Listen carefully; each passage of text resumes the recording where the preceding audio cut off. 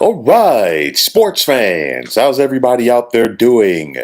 William Martin coming at you one more time here on YouTube with another edition of the 300 Pounds of Sports Knowledge Podcast. Now, today was Throwback Day at MetLife Stadium in more ways than one for the New York Football Giants. The Giants broke out their throwback uniforms that were synonymous with the team during the 1980s and the 1990s. And in the fourth quarter of today's game against the Chicago Bears, New York's offense resembled the old single wing from yesteryear with the likes of Charlie Connerly, Tuffy Lemons, and even Frank Gifford. We saw starting quarterback Daniel Jones injure his ankle in the second half of this game, and then he was replaced by backup quarterback Tyrod Taylor. But not that long after Tyrod entered the game, he left the contest with a concussion that forced Jones to come back into the game. Now, when Jones did return, he was very immobile, and you could clearly see that. And it left Giants head coach Brian Daboll to really do some adjusting on the fly. And what did he do? He opted for the Wildcat with Saquon Barkley at running at taking the direct snaps with Matt Breida in the backfield with him. Now, the strategy did lead to the Giants getting a crucial field goal to make the score 20-12, which then meant that the Bears would have to get a touchdown plus a 2-point conversion in order to tie the game. And we saw this Giants defense pitch in throughout as they really limited this Bears offense. And then late in the contest, New York got a break when Bears kick returner Velus Jones Jr. muffed a punt. And this was after the Giants were stopped inside of their 5-yard line. The Bears had an opportunity to get some quality field position. That was not the case. The Giants recovered the punt and they were able to run out the majority of the clock. Graham Gano did have an opportunity to ice the game late. He missed a field goal to give the Bears one last shot, but it was for naught as New York got the 20-12 win this afternoon. And it has not been pretty for the Giants, but I'm sure there are plenty of people out there who will say that I will take an ugly win over a pretty loss any day of the week. And at the end of the day, the Giants right now are 3-1. And if you're a fan of this team and you've seen what they've been in recent years, you'll take it because the Giants have been in each of the last 5 years, they've lost double digits. And that's something that this fan base is really, hopeful that this franchise changes. And this franchise has been hard at work in attempting to change it. And, for Brian Dayball, credit where credit is due. Like I said, after the Giants week 1 win on the road against the Tennessee Titans, I joked about it then that he has to get some consideration for coach of the year, but definitely now because he did not inherit a talented or an overly talented Giants roster. And he has been hard at work, trying to number one fix the offensive line. There are limitations with what quarterback Daniel Jones can do, even when he is healthy.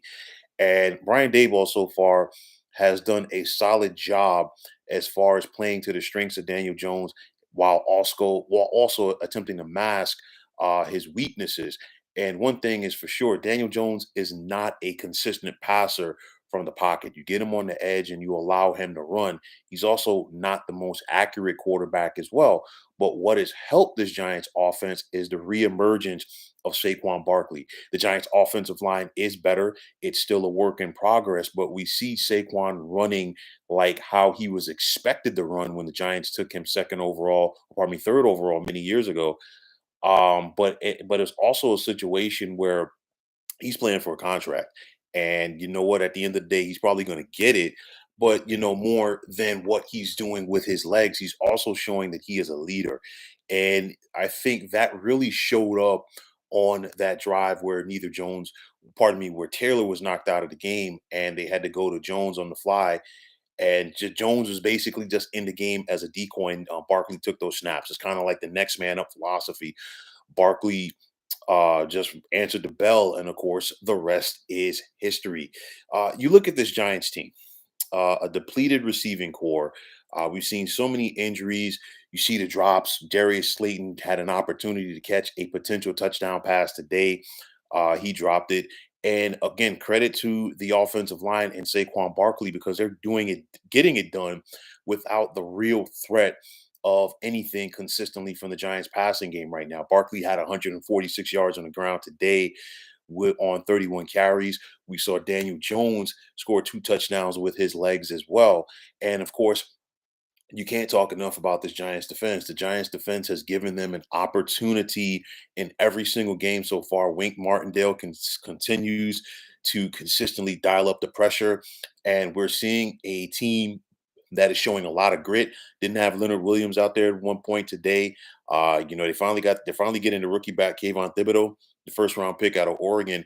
And you know what? This team as a whole continues to be a work in progress. But at the end of the day, they are improving. Now, again, the Giants defense faced a Bears offense today that nobody's going to confuse with the 1999 St. Louis Rams. But nonetheless, the Giants went out there and did what they had to do as they just limited this Bears offense to field goals and did not allow them to get into the end zone. Now, can the Giants keep this up? It's kind of like what it's been for New York the last couple of years, even when Joe Judge was the head coach. And I know that there are plenty of Giants fans that were more than happy to see Joe Judge hit the door last year. But their defense kept them in a lot of games. It was just their offense was very anemic. They couldn't even consistently get 10 points. Now, at least it's kind of a feeling where this Giants offense maybe has the ability to get you 15 or 17 points to give you a shot, but also through Brian Dayball, they're able to extend drives. And that's something that was very bad for this team last year. So many three and outs. This defense got worn out. And of course, the personnel on that defense has changed from last year as well due to the different defensive schemes. But nonetheless, this Giants defense does have a little bit of breathing room now that the offense is showing signs of life, but still they don't have that much breathing room overall. And at the end of the day, the Giants still have to deal potentially with teams that have better quarterbacks. No disrespect to the Giants. They are 3-1. You have to take the wins, yes, but they haven't faced a quarterback yet that really, is a guy who can put fear in an opposing defense. So you look at the Giants, they're 3-1. They have to feel extremely good about themselves because you have a team that really has been unaccustomed to winning. And winning is not easy in the National Football League. It's a step by step process, and they're learning. More importantly, the Giants are winning the close games that in recent years is something that befell them as they consistently lost these type of games. You think about the comeback against Tennessee. You think about how they were able to hold serve and get the 3-point win and seal the deal with their offense against the Carolina Panthers. They had an opportunity this past Monday night at home against the Dallas Cowboys, just couldn't get it done. And on a short week, they come right back and get the 8-point victory at home against the Chicago Bears. Now, it's going to be a little bit tougher next Sunday for New York. They're going to be over in London against the Green Bay Packers. And, you got to deal with Aaron Rodgers at quarterback. And Aaron Rodgers, at the end of the day, is a very bad man with the football in his hand. So that's going to be very interesting to see what this Giants defense is going to be able to do against him, and more importantly, what this Giants offense is going to do. Hey, Romaine Bedwards, how you doing? I'm surprised that the Giants won. It was one of those games. Honestly, today, I picked the Giants to win. I said 20-18 was the final score, and it was one of those things when it was late where it looked like it could have possibly been 20-18 had the Bears gotten that touchdown, and then of course failed on the 2-point conversion. But nonetheless, either way, New York is definitely happy with the win. Now they've got to try to figure out what's going to be going on moving forward at the quarterback position. Obviously, Daniel Jones has a bum ankle. Let's see what type of position he's going to be in for next Sunday's game over in London against the Packers. And then on top of that, Tyrod Taylor is more than likely going to have to go into the concussion protocol. So we got to wait and see what happens there.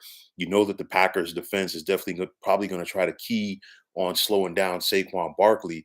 And whoever the Giants quarterback is next week, they're going to try to make that guy beat them with his arm. But either way, the Giants, they're starting to get an attitude when they run the football, and that starts with your offensive line. And you got two big guys up front, Evan Neal and Andrew Thomas, and it's something the Giants in recent years have invested a lot of stock up front, and it's finally starting to come to fruition. And I think a credit to that is, of course, Brian Dayball, Mike Kafka, the offensive coordinator, and the rest of this offensive staff getting it done. So that's going to be an interesting tidbit to see what happens for the Giants next week against the Packers, and it's going to be interesting to see how long the Giants are able to keep this style up. Again, it has not been pretty, but nonetheless, it doesn't matter how pretty that it is, as long as you get your hand raised, so to speak. And the Giants have, in three of their four games so far, they've been able to score more points than their opponent, and that's what it all boils down to at the end of the day. The Giants are 3-1. It has to be a good feeling for the fan base. It has to be a good feeling for these players who have been unaccustomed to being in this role. This time of the year in recent years for the Giants, after four games, they're either 1-3 or 0-4. And you're already talking about how the season is over. And for fans in the New York area, they are just turning their attention to the postseason for baseball.